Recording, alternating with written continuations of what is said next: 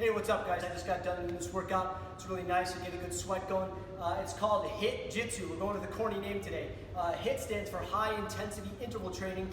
Jitsu obviously stands for Jiu-Jitsu. You're gonna be doing some Jiu-Jitsu movements in here. Just like the last workout we did, you're gonna need an interval timer for this workout. So again, I recommend Gym Next Flex Timer. You can download that right on the App Store. So what you'll do is you'll set your timer for 40 seconds of work and 20 seconds of rest. Right? You will repeat that 36 times. You have 6 exercises that you're going to be doing, and you're going to be working for 40 seconds at each one, resting for 20 seconds, and then moving on to the next one. Okay?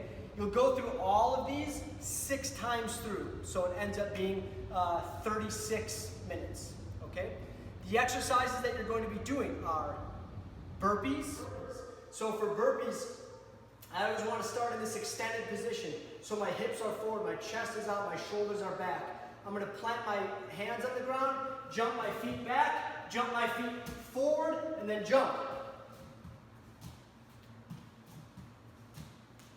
Just like that, all right? That's the hardest progression. The second hardest progression, I'm going to do the exact same thing. I just won't jump at the top, okay? So again, I start in this extended position, I drop my hands, feet go back, feet go up, and I just stand. And then the least hardest progression is just walking your feet back. So again, fully extended, drop my hands, my feet lock back, my feet lock up, and I stand. Just like that. Those are burpees. Triangles. So for your triangles, you're starting on your back. Just like this, right? You want your feet crossed like you're in the guard. You can have your elbows planted on the mat. You can also plant your hands if you like. I'm going to lift my hips, all right? And when I lift my hips, I really want to lift them high. And then I figure for my legs.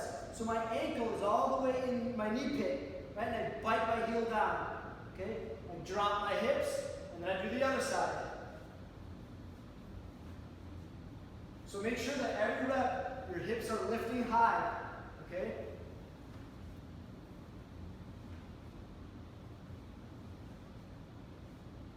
And those are your triangles. Jumping rope or sprinting in place. I'm not going to jump rope on the mats, but if you have a jump rope, I want you to do jump rope revolutions, but I want you to focus on alternating your feet. So not jumping like this with your feet together, but alternating your feet kind of like you're sprinting. Okay, so think about high knees and planting one foot at a time. All right, so that jumping rope, self-explanatory. Alternatively, if you don't have a jump rope, you can sprint into place. So for sprinting into place, the arm action is the most important. So notice that when I do this, my arms stay at this 90-degree angle, and I move my elbow. When I move my elbow, my thumb goes to my chin. So I like to think thumbs from hips to chin, like this. Okay? So what I see a lot of people do when they sprint, or when I teach them this position, they do this. I call this chopping onions. They're just doing little karate chops with their hands. You don't want to do that. You want to move your elbows, right? Thumbs from hips to chin, moving your elbows, okay? Now to get your legs involved, when you have your right arm up, your left leg will be up. And then obviously when you bring your left leg up, your left arm will come up when your right leg is up, right? So you're alternating your hands and your feet, okay? Just like this, except you need to move at speed. High knees, alternating hands and feet, thumbs from hips to chin. It's a great exercise, feels goofy, looks kind of goofy, gets your heart rate way up. It's an awesome exercise. That's sprinting in place. Upas. For Upas, you're going to start on your back. I start on my back and I want my toes as close to my butt as I can get them. I don't want to really have my feet on the ground, but if you want your feet flat, that's fine. But I really want my toes close, so I want my heels to be off the mat or off the ground, right?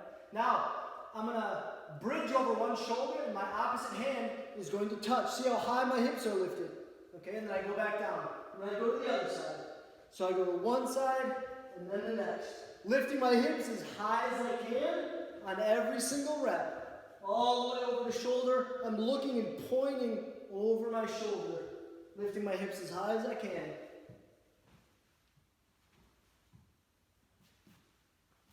Those are your Upas.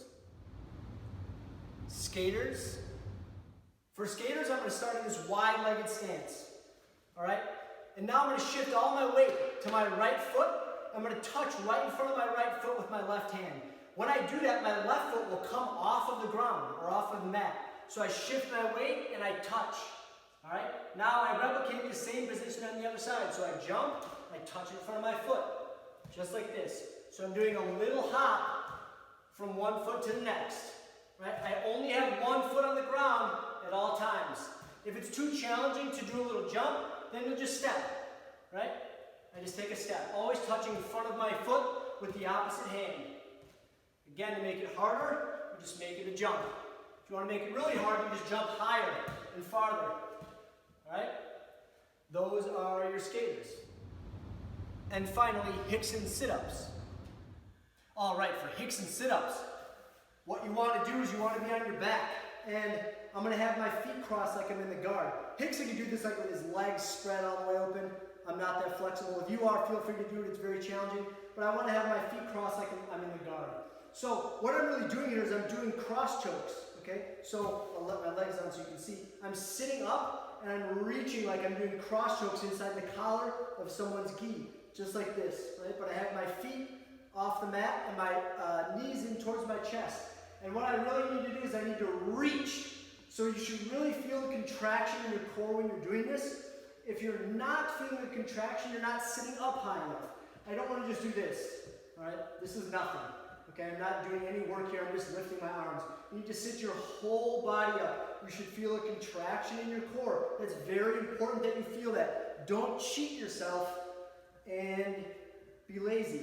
Okay, so I'm really sitting up here, contracting my core, reaching deep in the collar. You can have your legs open like Rickson does it. This makes it a little bit more challenging. Right? Obviously, the more flexible you are, the better you'll be able to do this. All right? Those are what I call Rickson Sit-Ups. That's it, guys. I hope you guys really like this workout. Let me know what you think in the comments below. Stay engaged, stay in touch with me.